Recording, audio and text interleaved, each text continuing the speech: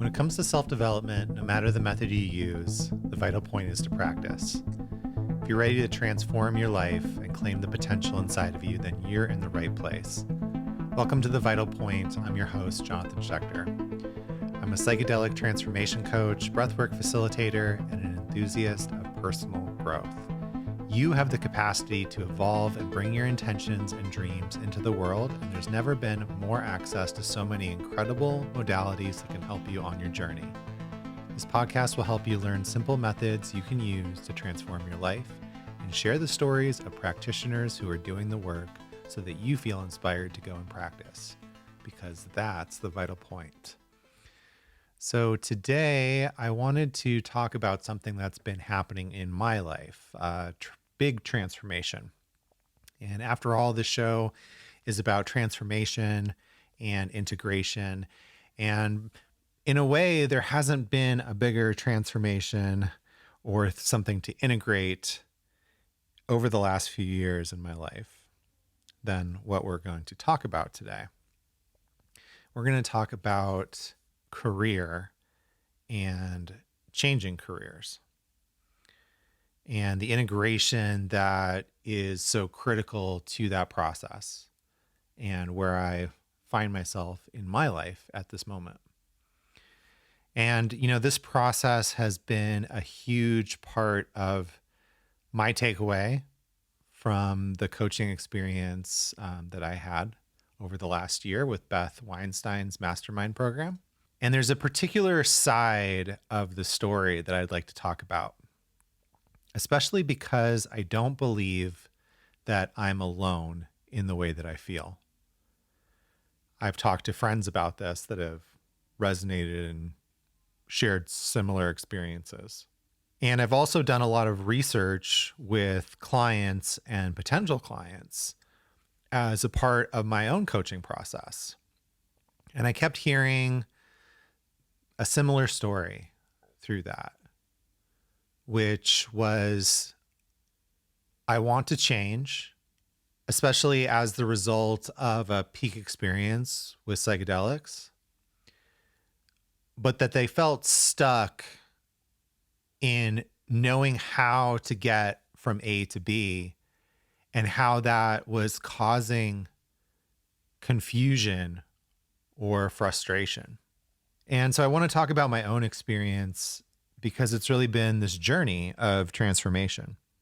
So as I record this podcast, I have a little over a week left with my JOB, which, if you're not familiar, is sort of a colloquial term that a lot of people end up using these days to describe the job that they have that they're not in love with. It's not really their soul aligned purpose, but we live in the world and we have to pay bills. And so there's a lot of people that are working at the JOB that would prefer to leave it. And one of the things that psychedelics does for a lot of people is it opens our eyes to these areas where we are out of alignment.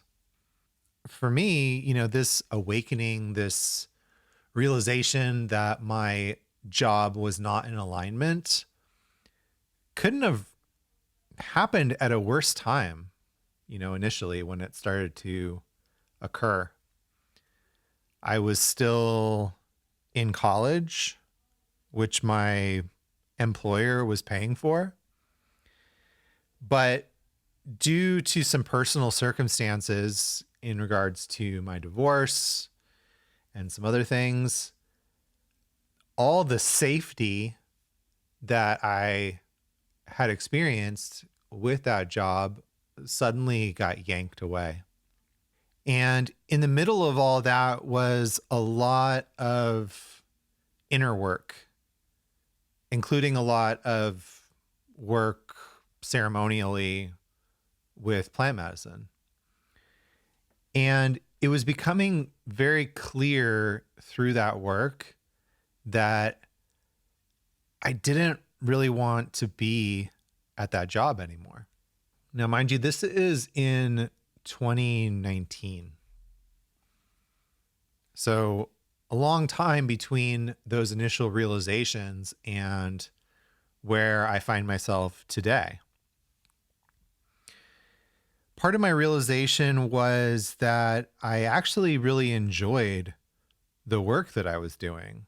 In fact, I felt like I enjoyed it maybe as much as any job that I'd ever had, but that the environment that I was in wasn't right for me anymore.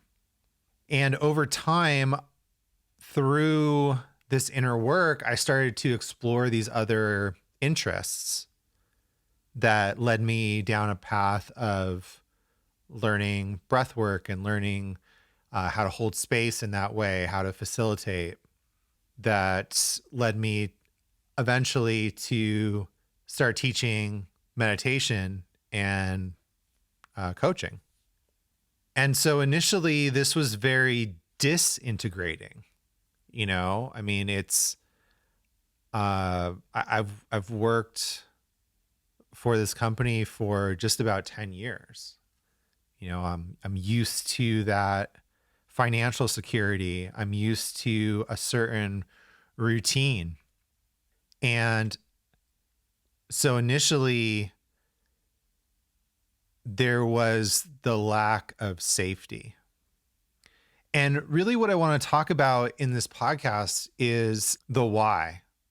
I mentioned a few minutes ago that I feel like a lot of people are having this experience of wanting to change, but also feeling stuck.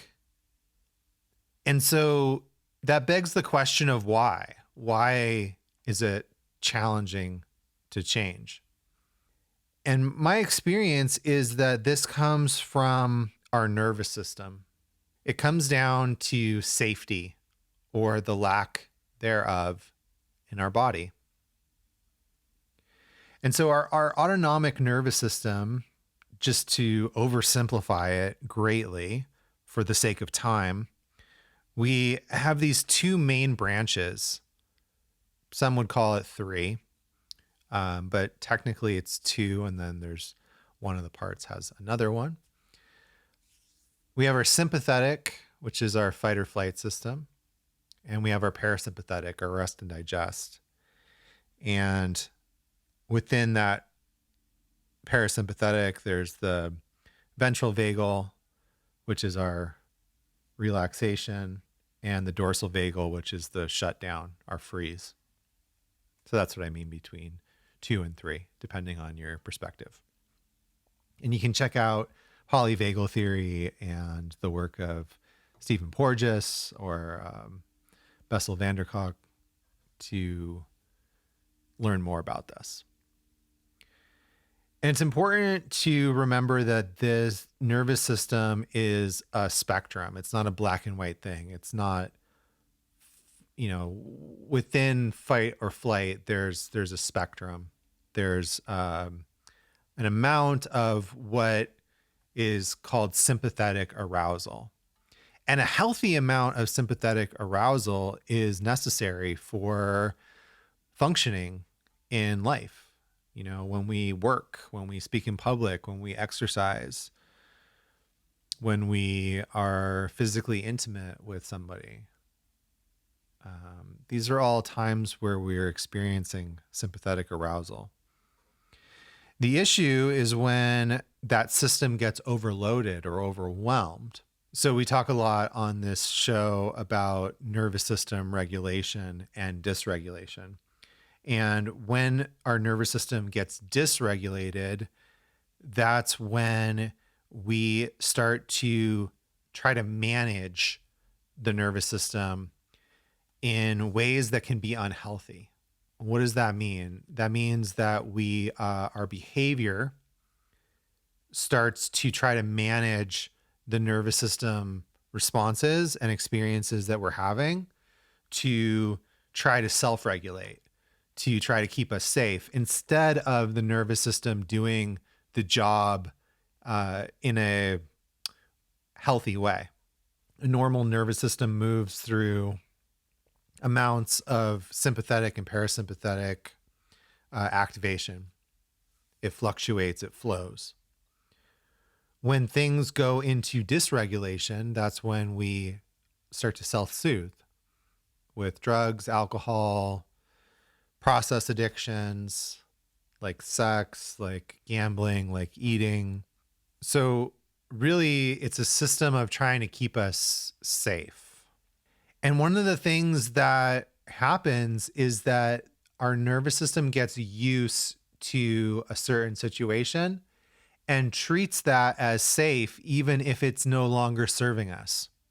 So this explains why people go back to abusive relationships, why they pick similar partners over and over again, even if these are not necessarily good or healthy people for them to be with. It's what we're used to.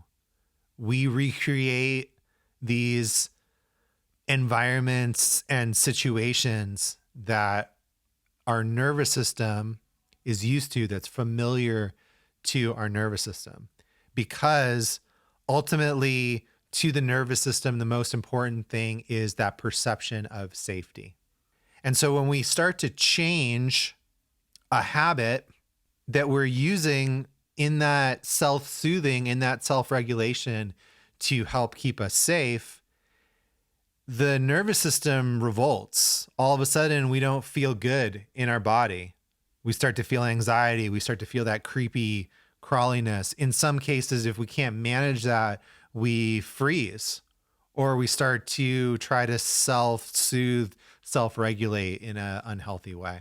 So initially, that was really what I started to feel in terms of leaving my job. I had a narrative that the job was the problem. If only I didn't have this job, all the things that I wanted to do in my business, which, by the way, at this point was barely a fledgling idea in comparison to where it's at now. But if I didn't have this job, then my business would be successful, that I would have the things that I wanted, that the job was the problem. And, I experienced this nervous system activation and safety, or lack thereof, in a very visceral way. Actually, at the beginning of 2020, in January of 2020, so before the pandemic, but in January 2020, I actually got laid off. And because I had been practicing, because I had been working on myself, I had this really amazing experience of watching my nervous system start to get activated and be able to hold it, to witness it, and ultimately to observe it rather than getting reactive of it as this thing is happening in my body.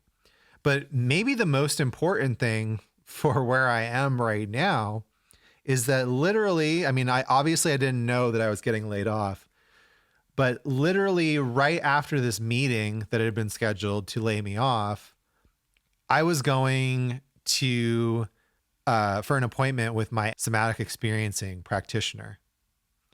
And so I went from this very dysregulating experience, and I got to process it almost in real time, because I went right from this meeting where I got laid off, and I left the office, and I was shaking, and I was, really in this activated state. And I went right to my SE practitioner, and I got to discharge it. And I got to see what that's like when I was working with a fresh experience, as opposed to these other experiences that I had been working on with them that had happened when I was 5 and 7 and 13 and 30. I got to see the difference in that potency and what was happening in my body. It was really amazing. It really helped to guide me more into breath work, into coaching, into the SE work that I'm, in the process of training for now.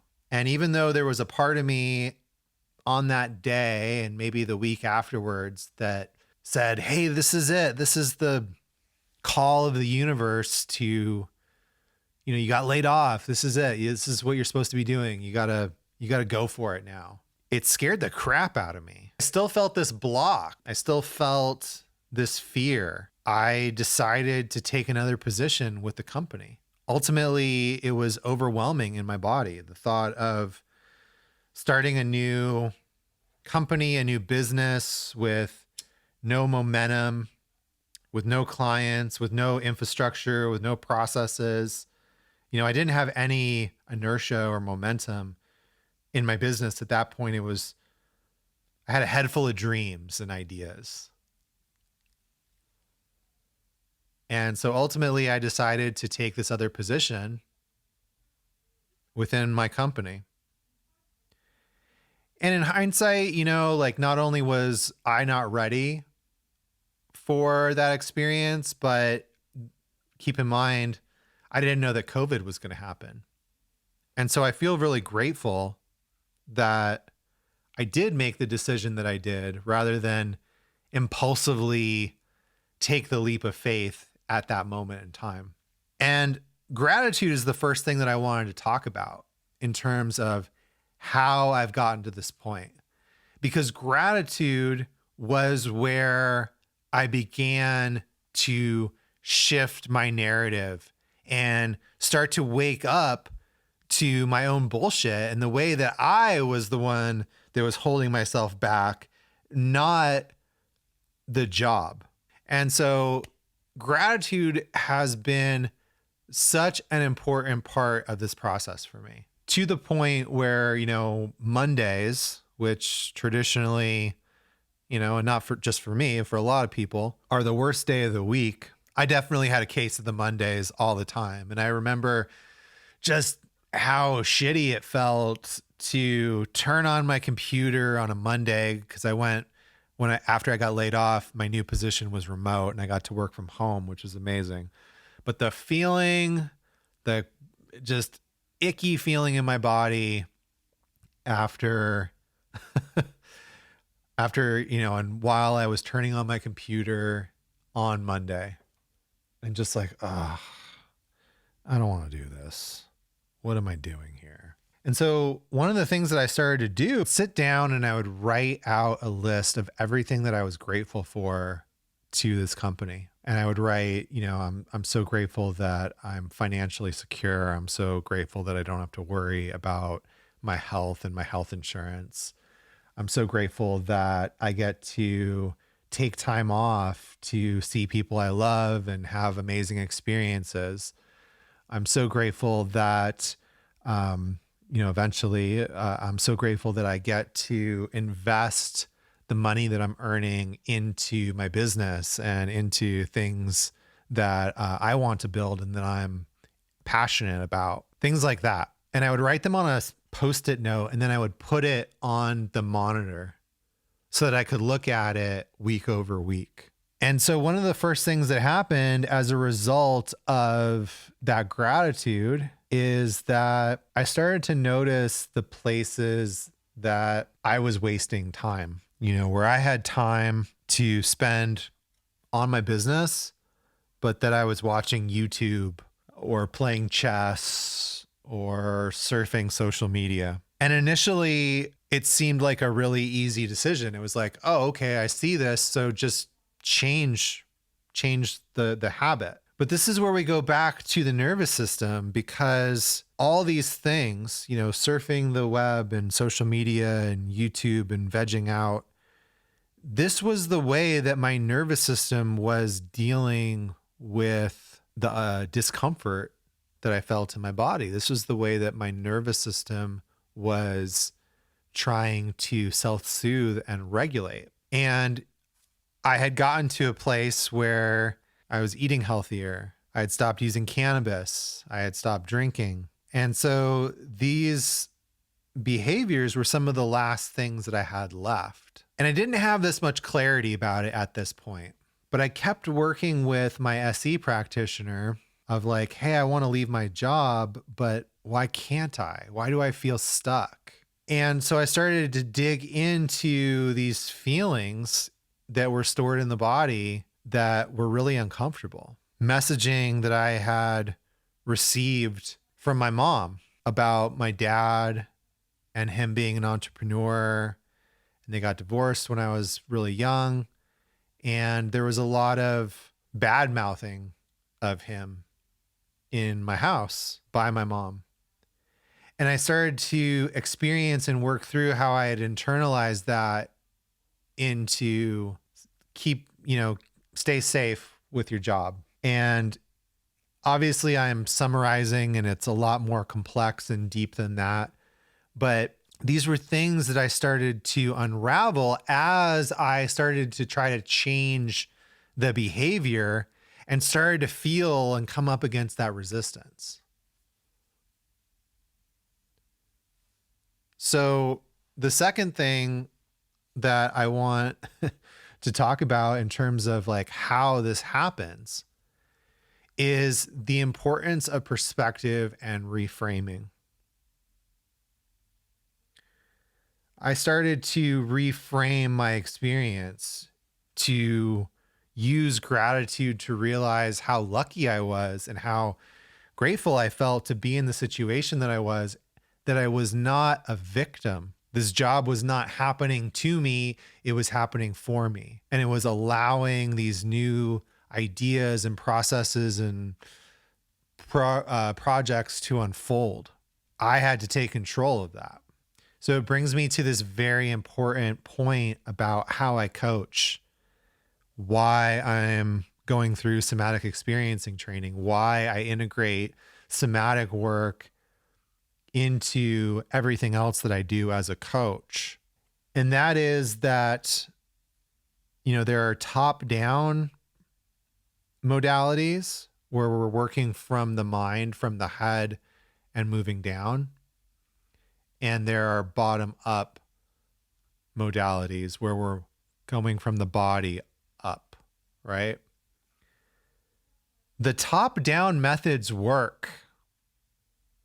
Let me say that again. The top-down methods work. Things like gratitude, things like mindset, things like discipline, they work.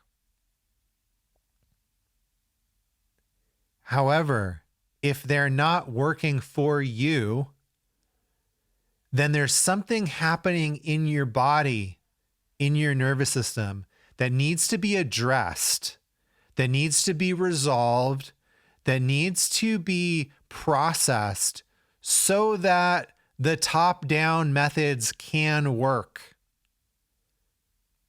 And until you process those things in the body, nothing that you're going to try top down is actually going to work and actually going to stick. And that's what keeps us stuck, is we're coming at the issue from the wrong end. We're like, I can just will myself into doing this. And then the body revolts and we're like, I don't understand what's happening. And this is so applicable to like such a wide variety of things, I'm going to stop drinking because I know that drinking is not healthy for me. I can see that it's affecting my relationships. I can see that it's affecting my health. I can see and feel and experience that it's affecting my wallet and on and on and on, right? And then you stop drinking through your will, through your mindset, and all the stuff that's being suppressed in the body through that drinking emerges because now you're not drinking to mask it, to self-regulate anymore.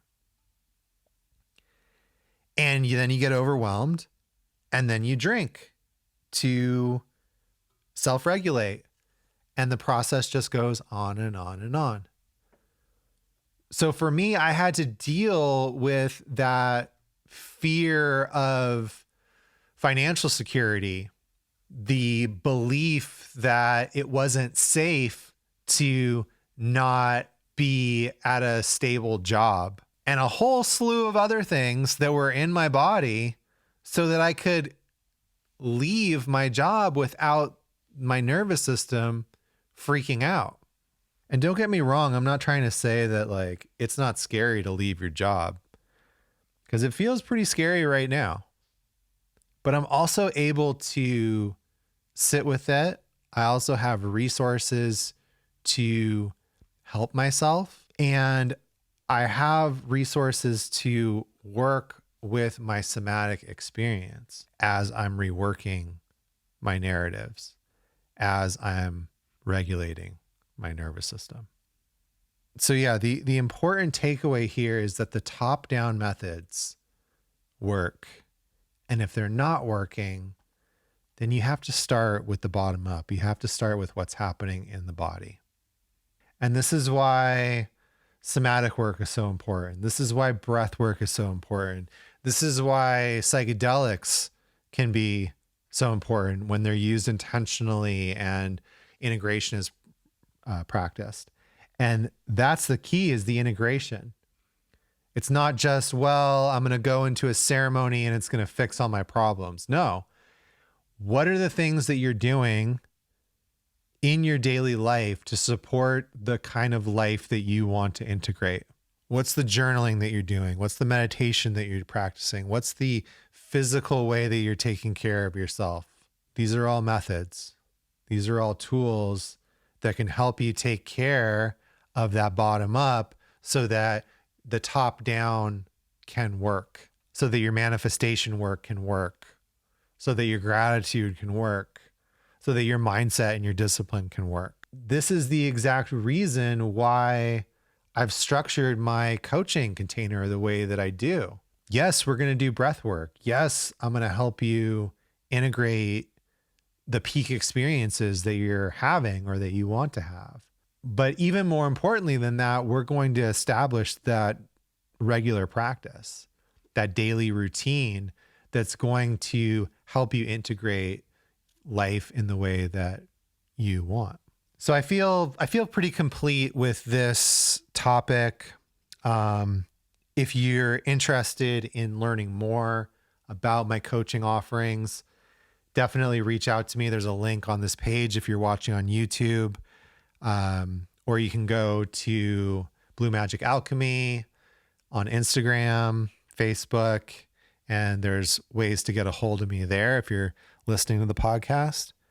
By the way, if you are enjoying the podcast, I would greatly, greatly, greatly appreciate if you left me a review, if you followed